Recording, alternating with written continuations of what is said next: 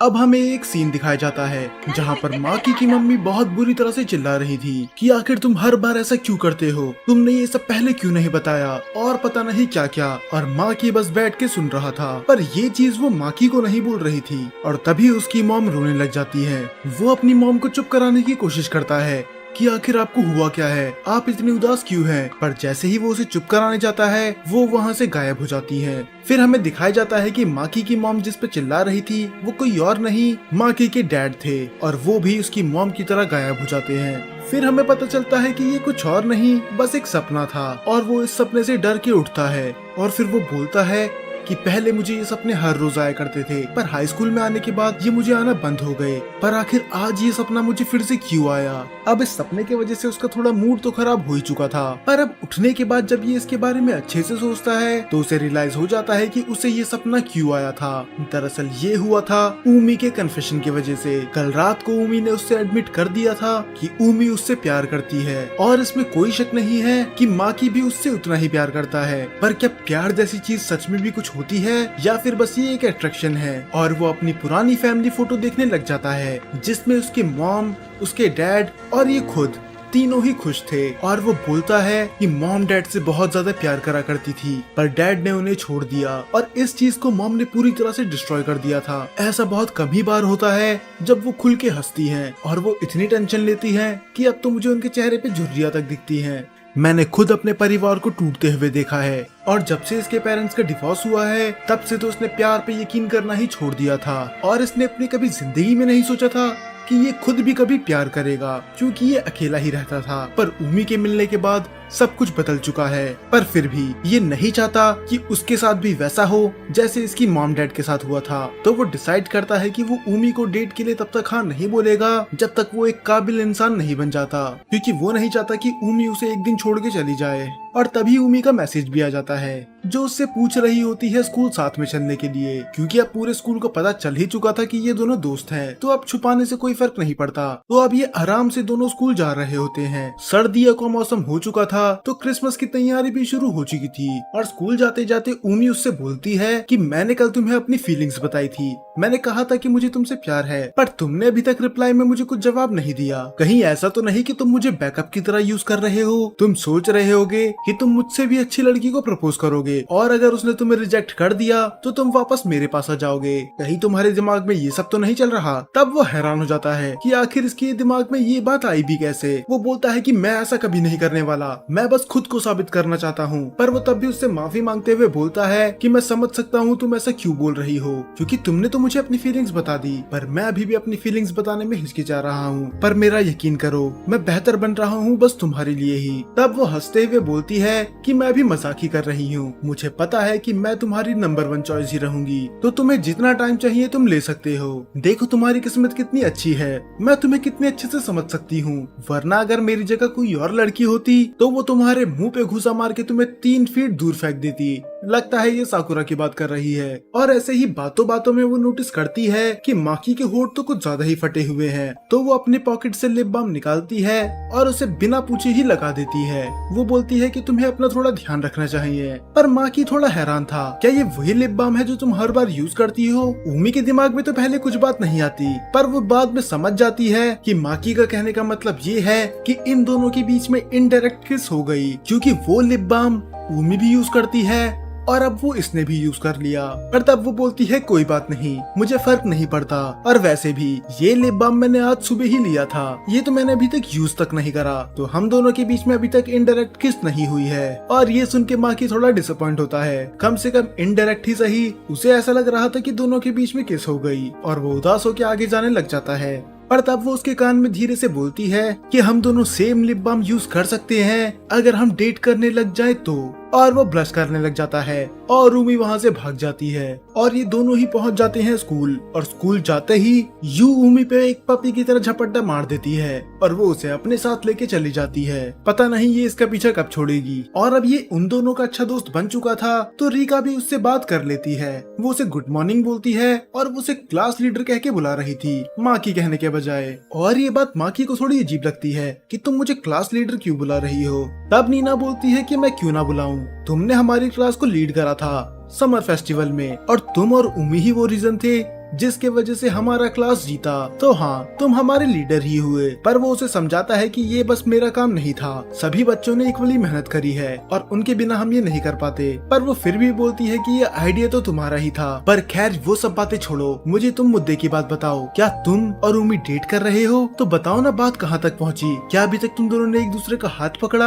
या फिर क्या तुम दोनों ने अभी तक किस करा? वो उससे डिटेल पूछने लग जाती है, पर तभी वहाँ पर आ जाती है उमी। वो बोलती है कि तुम मेरे पीठ पीछे क्या बातें करे जा रही हो, और वो उसे लॉक में पकड़ लेती है और वो माफी मांगती है कि वो आपसे ऐसा नहीं करेगी। अब नीना को मारने के बाद वो अपने डेस्क पे वापस जाके बैठ जाती है। तब यू भी उसे घूरने लग जाती है तिरछी नजरों से। तब उमी बोलती है कि अब तुम्हें क्या हो गया, तुम मुझे इस तरह क्यों घूर रही हो? तब वो थोड़ा हंसते हुए बोलती है कि तुम माकी के अराउंड कुछ ज्यादा ही ऑकवर्डली बिहेव कर रही हो, या तुम दोनों के बीच में कुछ हुआ है? और वो बहुत बुरी तरह से ब्लश करने लग जाती है कि हम दोनों के बीच में कुछ नहीं हुआ, हम अभी भी अच्छे दोस्त ही हैं। दरअसल ये कन्फेशन वाली बात अभी ये इसने किसी को भी नहीं बताई है, पर यू उसकी इतनी अच्छी दोस्त है कि वो उसे देख के ही बता सकती है कि इन दोनों के बीच में कुछ तो चल रहा है। और यू बोलती भी है कि मैं तुम्हें बचपन से जानती हूँ, तुम मुझसे कुछ नहीं छुपा सकती, और जरा अपना मुंह तो देखो, टमाटर की तरह लाल हो रखा है, इससे पहले तुमने कभी ऐसा बिहेव नहीं करा। अब वो उसकी टांग खींचने लग जाती है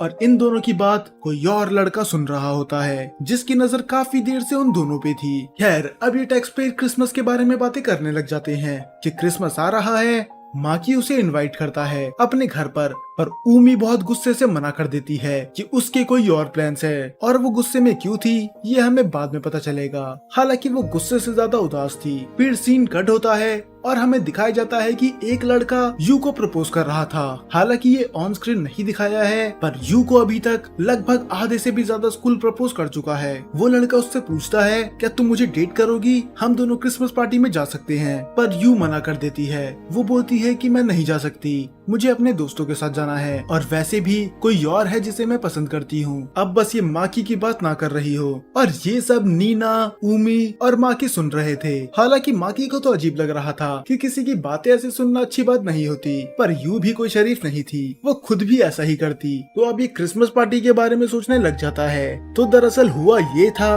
क्रिसमस पार्टी के लिए रजिस्ट्रेशन बहुत पहले करना था, पर जब रजिस्ट्रेशन करने का टाइम था तब उमी और माकी के बीच में दोस्ती नहीं हुई थी, और वो किसी से स्कूल में बात नहीं करता था, तो उसने पार्टी के लिए रजिस्ट्रेशन करा ही नहीं। और इस बेचारे को अब बुरा लग रहा है कि वो उमी के साथ टाइम स्पेंड नहीं कर पाएगा, और यही रीजन था कि उमी ने उसे क्रिसमस पार्टी के लिए मना कर दिया था। अब तो वो यही सोच रहा है काश वो पास्ट में जाके अपनी गलती सुधार सकता। और जब ये बात यू को बताता है, वो भी हैरान हो जाती है कि ये तो बहुत बुरी बात है, मुझे लगा तुम अभी भी रजिस्ट्रेशन कर सकते थे, तुम्हारे बिना तो पार्टी में मजा आएगा ही नहीं। पर वो बोलता है कि इसमें किसी की गलती नहीं है, मुझे पहले ही रजिस्ट्रेशन कर देना चाहिए था, कम से कम तुम तीनों तो मजे कर ही सकती हो। तब वो बोलती है कि तुमसे किसने कहा कि हम तीनों साथ में जाएंगे, मेरे कुछ अलग प्लान है, क्योंकि उस दिन मैं जाऊंगी अपने बॉयफ्रेंड के साथ। और ये सुन के सभी हैरान हो जाते हैं कि भला इसका कब से बॉयफ्रेंड हो गया। और यू बोलती है कि तुम हमसे तो सारी खबरें निकलवा लेती हो, और जब तुम्हारी डेट करने की बात आई तुमने बताया तक नहीं। तब वो बताती है ये बहुत जल्दी में हुआ।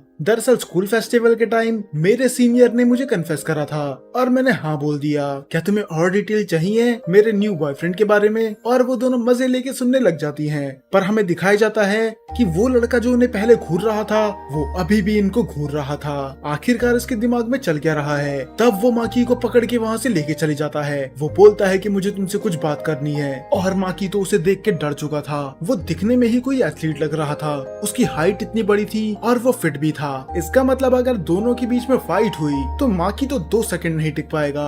माकी अपने मन में सोच रहा होता है कि कहीं ये उन लड़कों में से तो नहीं है जो बच्चों को परेशान करके उनसे पैसे मांगते हैं। अब मैं क्या करूं, मैं तो उससे लड़ भी नहीं सकता, तो क्या मुझे इसे पैसे देने होंगे? और वो पिटने के लिए तैयार था। वो तो अपना गाल तक आगे कर देता है, पर जब वो अपनी आंखें खोल के देखता है उस लड़की ने उससे हाथ जोड़ रखे थे। माकी हैरान हो जाता है कि आखिर ये क्या हुआ, और वो लड़का बोलता है कि मुझे तुम्हारी मदद की जरूरत है। और वो उसे अपनी पूरी कहानी बताता है कि मैं एक बेसबॉल प्लेयर हूँ और मेरी जिंदगी में बस एक ही प्यार था, वो है बेसबॉल। पर जब मैं इस स्कूल में आया मेरी नजर पड़ी यू पे, और मानो मेरे दिल के तार ही हिल गए। मैं पहली बार किसी लड़की से इतना ज्यादा अट्रैक्ट हुआ था। पहली बार ऐसा था जब मुझे बेसबॉल के अलावा कुछ और पसंद आया। मैं उससे तब से ही प्यार करने लगा था जब मैंने उसे स्कूल में पहली बार देखा। पर बस फर्क इतना था मैं उससे कभी कुछ बोल नहीं पाया। और इस क्लास को खत्म होने में बस 4 महीने बचे हैं। इसके बाद शायद हमारी क्लास भी अलग हो जाएगी और मैं अपना चांस खो दूंगा। तो मैं अब चुप नहीं रहना चाहता, मुझे उससे अपनी फीलिंग कन्फेस करनी है। मेरे पास समय बहुत कम है, पर अगर मैं उसके पास सीधा जाऊंगा तो ये पक्का है कि वो मुझे मना कर देगी, क्योंकि मैं उसके लिए बिल्कुल अनजान हूँ। तो मैं चाहता हूँ कि तुम हम दोनों की दोस्ती करवा दो। मुझे पता है कि वो तुम्हारी बहुत अच्छी दोस्त है, तो कैसा रहेगा अगर तुम मुझे उससे मिलवाओ और हम दोनों थोड़ी बातें करें और उसके बाद मैं उसे कन्फेस करूँ। प्लीज मुझे अपनी क्रिसमस पार्टी में इनवाइट कर लो और वहाँ पर यू को भी बुलाना, ताकि मैं उससे दोस्ती कर सकूं। पर माकी तो साफ मना कर देता है कि मैं ऐसा नहीं कर सकता। मैं ऐसा करके यू पे प्रेशर नहीं बनाना चाहता, पर अगर तुम्हें किसी और चीज की जरूरत है तो तुम मुझसे हेल्प मांग सकते हो। और वो उससे फिर से माफी मांगता है कि गलती मेरी ही थी, मैंने तुमसे आज तक बात नहीं करी और अब मैं तुमसे ये बोल रहा हूँ कि तुम मेरी बात उससे करवा दो। ये सच में अच्छा आइडिया नहीं था, तो मैं तुमसे माफी मांगना चाहता हूँ। खैर, मेरा नाम है सेकी और मुझे तुमसे बात करके अच्छा लगा और मैं तुमसे थोड़ा इम्प्रेस्ड भी हुआ। हाँ, तुम देख के बहुत ज्यादा भोले लगते हो और ऐसा लगता है कि तुम किसी की बात आराम से मान लोगे, पर तुमने अपने दोस्त का साथ दिया और तुमने मुझे मना कर दिया उससे मिलवाने के लिए। तुम सच में बहुत बहादुर हो और सच में बहुत ज्यादा कूल। और तब वो अपने मन में सोचने लग जाता है कि मैं बिल्कुल कूल नहीं हूँ, खासकर उस पर्सन के आगे तो बिल्कुल नहीं। और वो ऊमी के बारे में सोचने लग जाता है और माकी को अभी भी ऐसा लग रहा होता है कि वो ऊमी के लायक नहीं है। अब वो दोनों घर जाने लग जाते हैं। तब ऊमी बताती है कि मेरा तो पार्टी में बिल्कुल जाने का मन नहीं कर रहा, क्योंकि एक तो तुम नहीं आ रहे और ऊपर से वो दोनों लड़कियां भी आएंगी जो मेरी पुरानी दोस्त थी। उन्हें फेस करना थोड़ा मुश्किल होगा, पर खैर मुझे जाना ही होगा, क्योंकि मैंने टिकट के लिए पहले से ही पैसे पे कर दिए हैं। और अगर मैं पैसे पे करके वहाँ पर नहीं गई तो मेरी माँ तो मेरी जान ही ले लेगी। हालांकि मैं उधर एंजॉय तो नहीं कर पाऊंगी, तो मैं बस खाना खा के वहाँ से वापस आ जाऊंगी। तब वो अचानक से रुक जाती है और बोलती है कि अगर देखा जाए पार्टी 8 या 9 बजे तक तो खत्म हो ही जाएगी, तो कैसा रहेगा उसके बाद हम दोनों अपना टाइम स्पेंड करें। तब वो बोलता है कि ये तो बहुत अच्छी बात है, तो जैसे ही तुम्हारी पार्टी खत्म होगी मैं तुम्हें गेट के बाहर मिल जाऊंगा और उसके बाद हम दोनों साथ में एंजॉय कर पाएंगे। तो अब ये बोल के वो वहाँ से घर चले जाता है और वो देखता है अपनी मॉम को, जो कि घर पे सिगरेट पी रही होती हैं। हाँ, हालांकि उसकी मॉम सिगरेट पीती थी, पर कभी उसके सामने नहीं। ऐसा बस ये एक बार पहले कर चुकी है और ऐसा बस ये तभी करती है जब ये बहुत ज्यादा डिप्रेस्ड होती है। तब उसकी मॉम उससे माफी मांगती है कि मुझे ऐसा नहीं करना चाहिए था, मैं बस बहुत ज्यादा टेंशन में थी। तुम्हें पता है ना कि क्रिसमस के टाइम पे ऑफिस में कितना काम बढ़ जाता है। और वो अपनी मॉम से नाराज नहीं था, वो समझ सकता है, बस वो उदास था, क्योंकि जब लास्ट टाइम उसकी मॉम ने उसके सामने स्मोक करा था वो तब था जब उसकी मॉम और उसके डैड का डिवोर्स हुआ था। और वो अपने मॉम के लिए कॉफी बनाता है और वो उनके साथ टाइम स्पेंड करता है ताकि उन्हें थोड़ा तो अच्छा फील हो सके। और वो उनसे परमिशन भी ले लेता है कि वो 24 तारीख की रात को अपने दोस्तों को घर पे ला सकता है और उसकी मॉम मान जाती है। और हालांकि वो टाइम तो स्पेंड करने वाला था उम्मी के साथ, पर बीच में कूद जाती है यू और वो एक्साइटेड होके बोलने लग जाती है कि मुझे यकीन नहीं हो रहा कि तुमने मुझे पार्टी में इन्वाइट करा, मुझे तो इंतजार नहीं हो रहा कि मैं तुम्हारे घर पे क्रिसमस एंजॉय करूंगी। और माँ की ये तो सारी बातें सर के ऊपर से जा रही थी कि आखिर ये इतना ज्यादा खुश क्यों हो रही है, इसे इन्वाइट किसने करा। तब वो देखता है उम्मी की तरफ, जरूर इसमें इसका ही कुछ हाथ है। फिर वो उसे पूरी बात बताती है कि आखिर हुआ क्या था। दरअसल कल रात को उमी के पास यू का कॉल आया था और वो पार्टी के बारे में ही बातें कर रहे थे।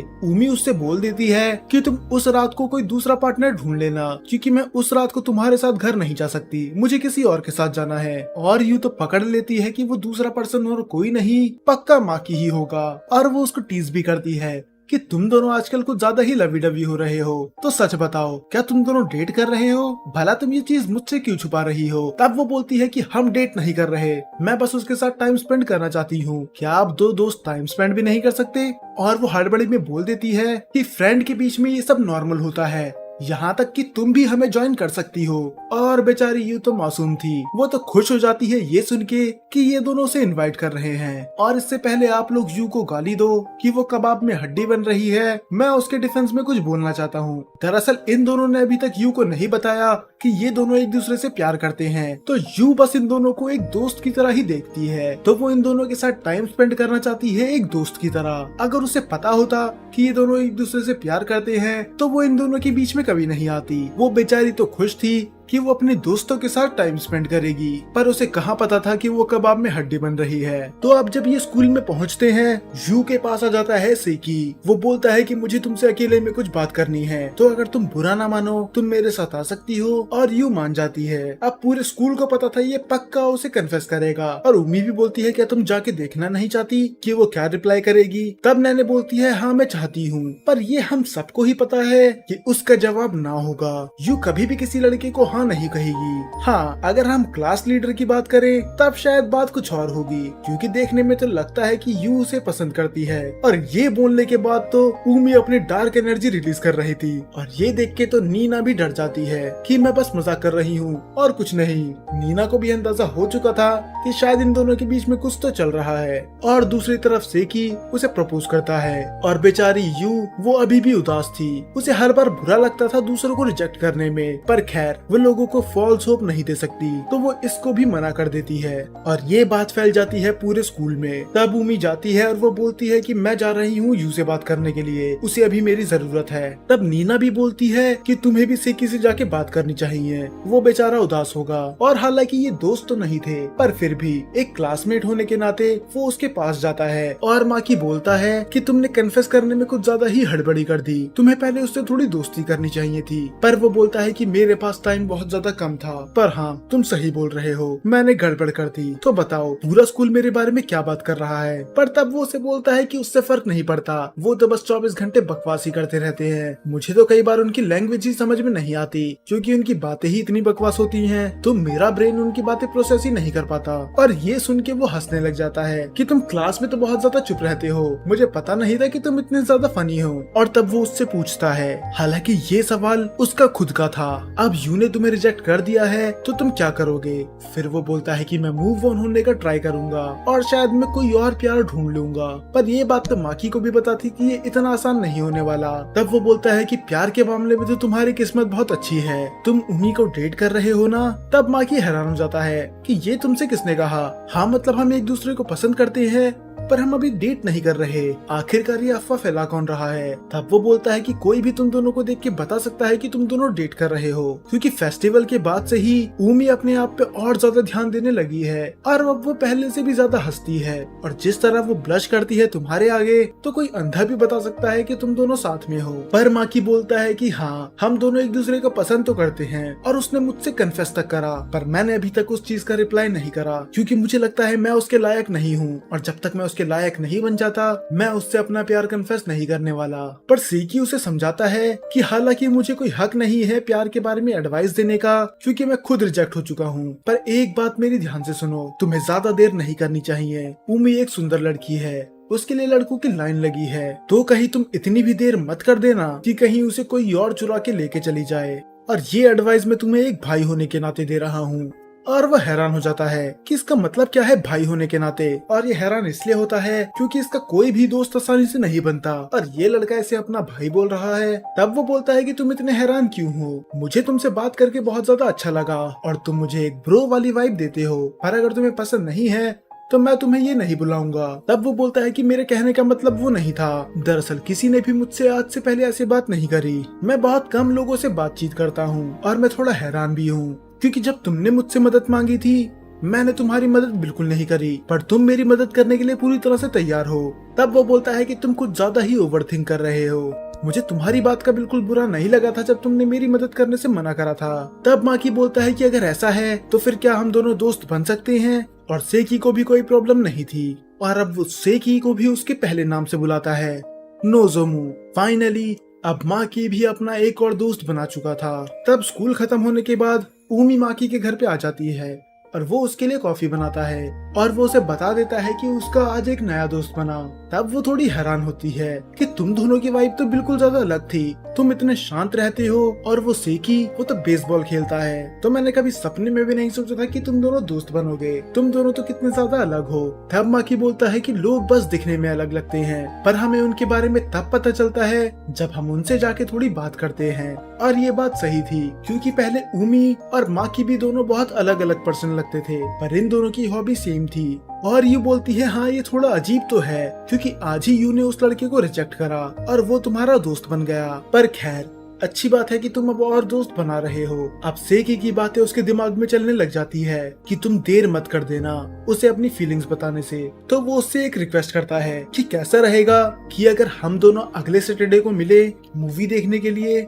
फिर वो आगे बताता है कि हम दोनों बस फ्राइडे को मिलते हैं और सैटरडे को हम रहते हैं अपने अपने घर। तो कैसा रहेगा कि अगर हम सैटरडे को भी टाइम स्पेंड करें। तब वो बोलती है कि मैं तैयार हूँ, पर बस एक शर्त पे, तुम्हें फ्राइडे को मेरे साथ चलना होगा स्कूल के बाद। वो बोलता है कि मुझे तो कोई प्रॉब्लम नहीं है, पर हम जाएंगे कहाँ। फिर यू बताती है कि हम जाएंगे शॉपिंग करने। तुम्हें पता है ना कि तुम्हारा ड्रेसिंग सेंस कितना बेकार है। पिछली बार तो तुम बस ब्लैक कपड़े पहन के आ गए थे, तो अभी शॉपिंग करने चली जाते हैं। और क्या ऐसा हो सकता है कि ये दोनों जाएं और इनके साथ में यू ना आए। वो बेचारे तो कभी अकेले टाइम स्पेंड कर ही नहीं पाते। अब जब ये इतनी भीड़ में जा रहे होते हैं, यू को एक धक्का लगता है और वो गिरने ही वाली होती है, पर माँ की उसे पकड़ लेता है और ये दोनों बहुत ज्यादा क्लोज आ जाते हैं। वो उसके हाथ को पकड़ते हुए बोलती है कि तुम्हारे हाथ तो कितने ज्यादा सख्त हैं, तुम तो सच में बहुत ज्यादा स्ट्रॉन्ग हो। और वो उसका हाथ छोड़ ही नहीं रही थी और ये देख के तो ऊमी जल के खाक हो गई थी। तब वो उन दोनों से बोलती है क्या आप तुम दोनों थोड़ा दूर हट सकते हो। और वो अचानक से पीछे हट जाते हैं और यू उससे माफी मांगती है कि मैं तो अपनी ही दुनिया में खो गई थी। और ये फिर से शॉपिंग करने चली जाते हैं और ऊमी ने तो अभी भी मुंह फुला के रखा था। हाँ माने ये अभी ऑफिशियली डेट नहीं कर रहे, पर फिर भी वो माकी से प्यार तो करती ही है और उसे अच्छा नहीं लगता जब वो उसे दूसरी लड़कियों के साथ देखती है। और माकी ये समझ जाता है तो वो उसका हाथ पकड़ने की कोशिश करता है और वो बहाना ये मारता है कि तुम भीड़ में खो जाओगी, तो कैसा रहेगा हम दोनों हाथ पकड़ लें। और ये वैसा ही करते हैं और वो फिर से शर्म के मारे पूरी लाल हो चुकी थी और ये चीज यू देख रही थी। अब उसे और शक हो चुका था कि पक्का इन दोनों के बीच में कुछ चल रहा है। और अब ये बहुत ज्यादा शॉपिंग करते हैं और माकी ने अपनी पूरी जिंदगी में नहीं सोचा था कि लड़कियों के साथ शॉपिंग करना इतना ज्यादा थकाने वाला होता है। उसकी तो पूरी एनर्जी ही जा चुकी थी और वो वॉशरूम में होता है, तभी उसके पास मैसेज आता है ऊमी का कि वो उसका बाहर इंतजार कर रही है। उसने एक बहुत ही अच्छी ड्रेस पहनी है और वो उसे दिखाना चाहती है।